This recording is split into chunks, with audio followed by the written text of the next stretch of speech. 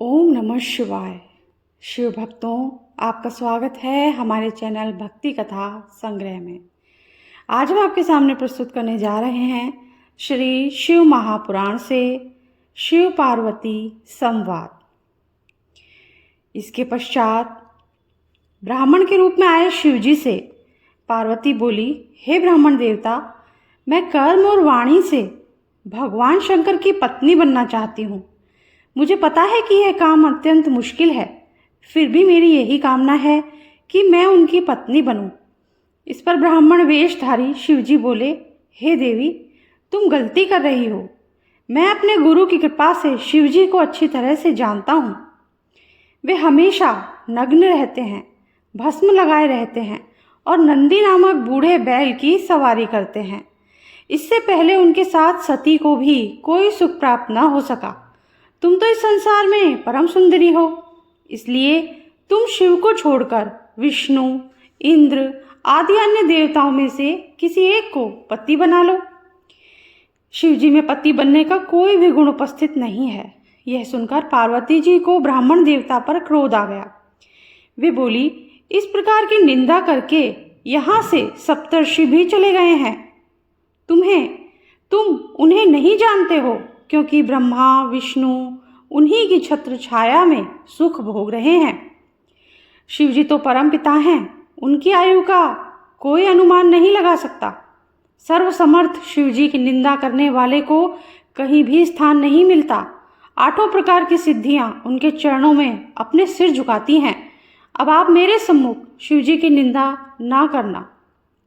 इस प्रकार कहकर पार्वती जी शिव के ध्यान में मग्न हो गई। ब्राह्मण देवता और कुछ समझाना चाहते थे, परंतु पार्वती जी ने अपनी सखी विजया से कहा, इस नीच ब्राह्मण को यहाँ से भगा दो। यह फिर से शिवजी की बुराई करेगा। शिवजी की निंदा करने वाले को तो दोषी होता ही है, परंतु उसके साथ साथ निंदा सुनने वाला भी उतना ही दोषी माना जाता है। नहीं तो मैं ही यहाँ से स्थान छोड़कर चली जाती हूँ। इतना कहकर पार्वती जी जाने को तैयार हो गई। ऐसा देखकर शिवजी अपने वास्तविक रूप में प्रकट हो गए और पार्वती से बोले, तुम कहाँ चली? मैंने तुम्हारी परीक्षा ली थी, जिसमें तुम सफल रही हो। तुमने तपस्या से मुझे अपने वश में कर लिया है। तुम्हारे समान स्त्रीलोकी में कोई तपस्वी नहीं है। हे प्राण प्रिय, तुम मेरी अनादिकाल से पत्नी रही हो। मुझे तुमने अपने वश में कर रखा है। भगवान शिवजी की वाणी को सुनकर पार्वती जी की प्रसन्नता का ठिकाना न रहा। वे बोली, हे प्राणनाथ, आपने मुझे क्यों भुला दिया है? आप मुझे पत्नी के रूप में स्वीकार करने की कृपा करें। मैं ये सब वृतांत घर जाकर अपने पिता से बता देती हूँ। आप मेरे पिता से मुझे पत्नी रूप में मांग लें। इस तरह पार्वती जी भगवान शिवजी को प्रणाम करके चुप हो गई। शिवजी तथास्तु कहकर कैलाश को चले गए। वहां पहुंचकर उन्होंने नंदीश्वर आदि गणों को यह शुभ समाचार सुनाया, जिसे सुनकर सब बड़े खुश हुए। पार्वती जी अपने घर को चली गई। पार्वती जी को आने का समाचार जानकर हिमाचल और मैना अपने पुरोहित तथा संबंधियों के साथ विमान पर आरूढ़ होकर उन्हें लेने को आ गए। ये शुभ समाचार सुनकर पूर्ववासी भी आ गए और सब जय जयकार के नारे लगाने लगे। अगला है शिव माया का वर्णन।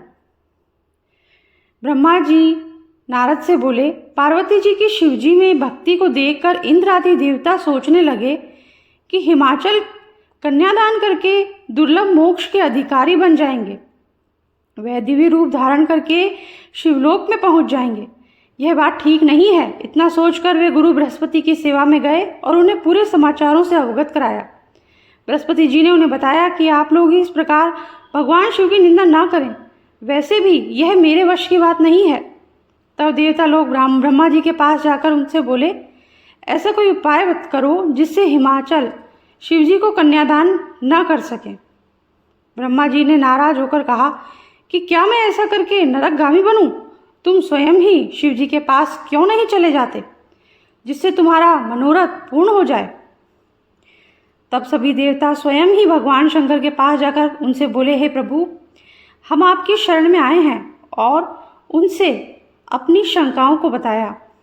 भगवान शंकर ने उनकी बात मान ली। वे स्फटिक माला पहनकर वैष्णव रूपी सन्यासी बनकर हिमाचल की सभा में गए। वे वहाँ शिवजी की निंदा करने लगे। इसका परिणाम यह हुआ कि मैना और हिमाचल ने शिवजी को कन्यादान न करने का निश्चय कर लिया। अगला है हिमाचल के पास सप्तऋषियों का गमन। जब ब्राह्मण वेशधारी ने शिवजी की निंदा की तो मैना घबरा गई और उन्होंने पार्वती का विवाह शिवजी के साथ न करने का निश्चय कर लिया। वह बोली, मैं पार्वती को समुद्र में बहा सकती हूँ, परंतु शिवजी को अपनी कन्या नहीं दूंगी। इतना कहकर मैना विलाप करने लगी। भगवान शिवजी ने कैलाश पर पहुंचकर सप्तऋषियों को बुलाकर कहा, मैं पार्वती की तपस्या से खुश हूँ और वह मेरी अर्धांगिनी बनने योग्य है, परंतु हिमाचल इसके लिए तैयार नहीं है। तुम वहां जाकर हिमाचल और मैना को समझाओ जिससे वे पार्वती का विवाह मेरे साथ कर दें। सप्तऋषि हिमाचल के पास गए। हिमाचल ने सप्तऋषियों का आदर सत्कार किया, उन्हें आसन प्रदान कर उनके पधारने का कारण पूछा।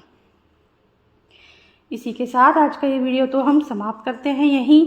अगले वीडियो के लिए बने रहिए हमारे साथ, चैनल को सब्सक्राइब कर दीजिए और वीडियो अगर अच्छा लगा हो तो लाइक कर दीजिए, बेल आइकन प्रेस कर दीजिए ताकि हमारे आगे आने वाले वीडियोस के नोटिफिकेशन आपको आसानी से मिल सके।